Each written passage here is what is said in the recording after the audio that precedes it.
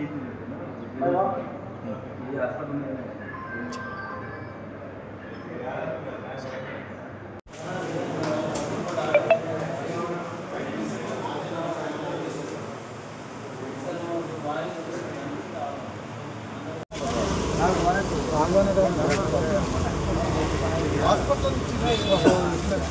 మన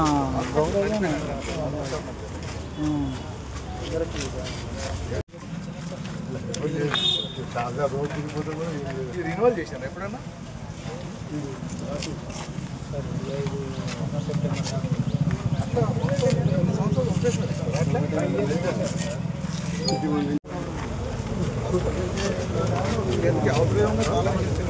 రాదు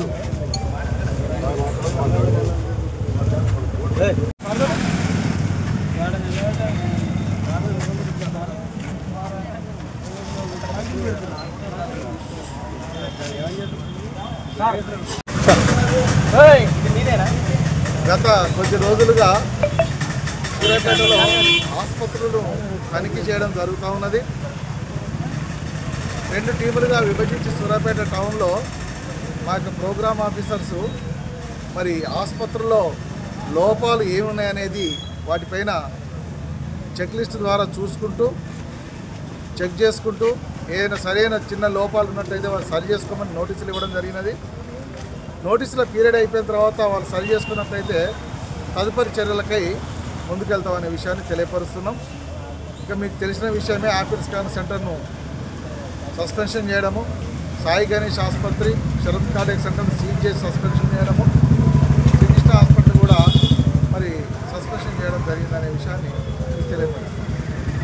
తెలంగాణ వైద్య మండలి సభ్యులు వచ్చి సూర్యాపేట జిల్లా కేంద్రంలో రాత్రి తనిఖీ చేసేంత వరకు ఇట్లా వైద్యులు అర్హత లేని వైద్యులు వైద్యం చేస్తున్నారు. జిఎస్ఎంసి వాళ్ళు వైద్యుడికి పోస్ట్ గ్రాడ్యుయేషన్లో రిజిస్ట్రేషన్ లేదు, అర్హత లేదనే విషయాన్ని గుర్తుపట్టడం అనేది జరిగింది.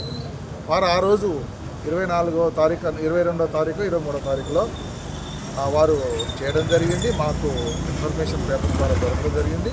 తర్వాత వెంటనే మేము నోటీసులు ఇవ్వడం జరిగింది. సార్ ఇంకోటి ఏంటంటే మీరు అనేక ఆరోపణలు వస్తాయి, చూడకుండా అని కాదు. అక్కడ మా యొక్క సెక్షన్ ఆఫీసరు టోటల్గా gone through the file. Section officer ఏం చేస్తారంటే ఫస్ట్ దాన్ని మొత్తం వెరిఫికేషన్ చేస్తారు, అబ్జర్వేషన్ చేస్తారు. చేసిన తర్వాత మా సెక్షన్ ఆఫీసర్ అబ్జర్వ్ చేసినట్టుగా ఇచ్చినప్పుడు మనం సంతకం పెట్టామని చెప్తాం. అంతేగాని చూడకుండా కాదు. అది జిల్లా వైద్య ఆరోగ్య శాఖ అధికారి చూడకుండా ఎట్లా మా సెక్షన్ ఆఫీసర్ తెలియదు ఉంటుంది సార్. ఆయన కూడా వచ్చి రాసుకొని పోయారు కదా, తెలుస్తుంది ఇక మనకి ఎట్లా ఉంటుంది. ఇప్పుడు అధికారి మీద ఎట్లా ఉంటుంది, సెక్షన్ ఆఫీసర్ మీద ఎట్లా ఉంటుంది అనేది వాళ్ళు నిర్ణయిస్తారు, మనం చెప్పేది కాదు.